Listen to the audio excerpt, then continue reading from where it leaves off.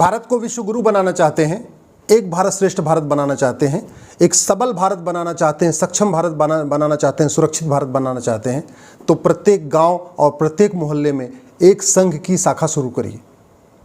संघ की शाखा में खुद भी जाइए, अपने बच्चों को भी भेजिए। मैं क्यों कह रहा हूँ? क्योंकि संघ की शाखा में विश्व बंधुत्व सिखाया जाता है, संघ की शाखा में मानव कल्याण सिखाया जाता है, संघ की शाखा में समता, समानता, समरसता सिखाया जाता है, संघ की शाखा में धर्म की जय हो, अधर्म का नाश हो, प्राणियों में सद्भावना हो, विश्व का कल्याण हो सिखाया जाता है।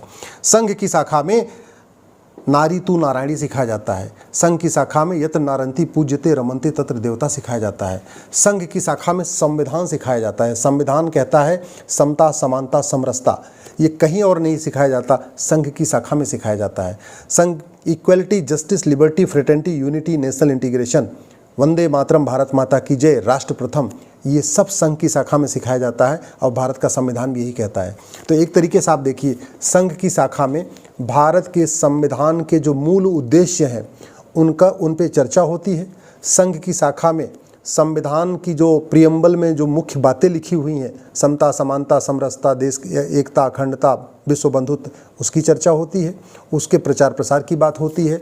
संघ की शाखा में भारत माता की जय होती है, संघ की शाखा में वंदे मातरम होता है, संघ की शाखा में विश्व कल्याण की बात होती है, संघ की शाखा में एक समृद्ध भारत कैसे बनेगा इस पे चर्चा होती है, एक सांस्कृतिक भारत कैसे बनेगा इस पे चर्चा होती है, एक सक्षम भारत कैसे बनेगा इस पे चर्चा होती है, संघ की शाखा में एक सुरक्षित भारत कैसे बना जाए इस पे चर्चा होती है, एक सबल भारत कैसे बनेगा इसकी चर्चा होती है। और सबसे बड़ी बात ये, स्वयं का बहुत विकास होता है, शारीरिक विकास भी होता है, क्योंकि संघ की शाखा में प्रतिदिन 1 घंटे आपको बाकायदा फिजिकल एक्सरसाइज भी सिखाई जाती है।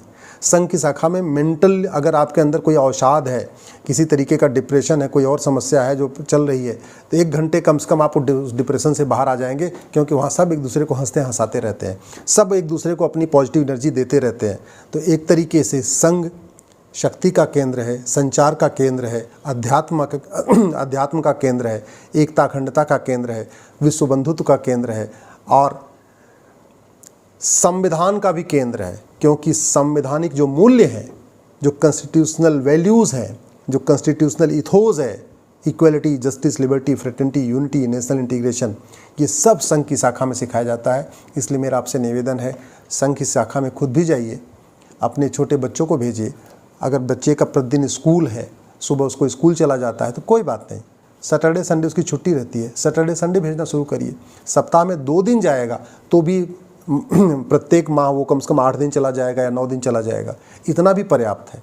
पर डे भेजना संभव नहीं, मैं समझ रहा हूँ, लेकिन अगर अभी छोटे से ही 4 साल के बच्चे को, 5 साल के बच्चे को संघ की शाखा में भेजना शुरू करेंगे, उसके अंदर भारतीय संस्कार आएगा, भारतीय संस्कृति आएगी, भारतीय विचार आएगा, भारतीय जो परंपरा है वो आएगी, भारतीय समृद्धि के बारे में समझ पाएगा, हमारा भारत कितना महान था उसके बारे में समझेगा।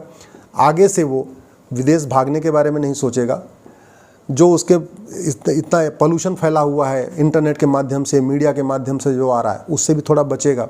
तो बच्चे का सर्वांगीण विकास होगा, बच्चे का सांस्कृतिक विकास होगा, बच्चे का आध्यात्मिक विकास होगा, बच्चे का सांस्कृतिक विकास होगा, बच्चे का कहते नहीं भौतिक विकास भी होगा, बच्चे का मानसिक विकास भी होगा। अपने आप में एक संपूर्ण विकास होता है संघ की शाखा में। इसलिए खुद भी संघ की शाखा में जाइए, अपने बच्चों को भी भेजिए। आप खुद पर डे जा सकते हैं तो बहुत अच्छा है, पर डे नहीं जा सकते तो कम से कम सप्ताह में जिस दिन छुट्टी होती है, 1 दिन या 2 दिन, 1 घंटे के लिए संघ की शाखा में ज़रूर जाइए। जय हिंद, जय भारत, वंदे मातरम, भारत माता की जय।